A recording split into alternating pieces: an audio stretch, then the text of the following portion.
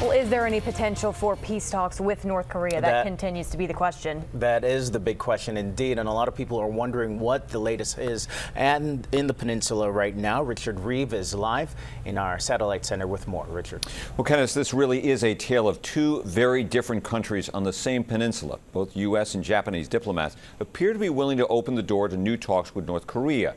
But leaders in the North continue some pretty harsh rhetoric, talking about all-out war with the U.S. In South Korea, for some, it's just another weekend.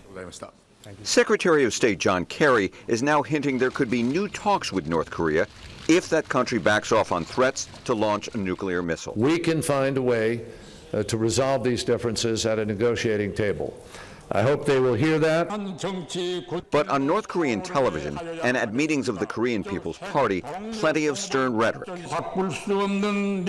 We will make our military forces invincible, this National Assembly leader says. We have to prepare for all-out war against the U.S. If the North launches a missile test, it may be aimed over Japan, where missile interceptors are already in place. While the U.S. is vowing to protect its allies against attack, some Japanese are nervous. I'm constantly worried about another launch happening, this student says. I don't know how accurate those missiles are. In contrast with all this potential firepower, life continues in Seoul, in the south. Family picnics and concerts this weekend. People who've spent their whole lives living under a nuclear threat only miles away. We want to be calm and act as if, things will be as normal and nothing would happen, because that's how it's supposed to be. From the U.S. also, a firm declaration.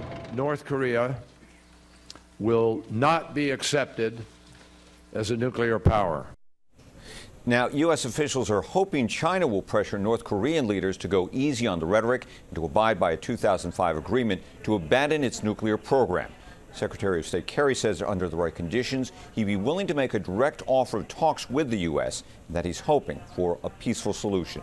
Live in the newsroom, Richard Reeve, ABC 7 News.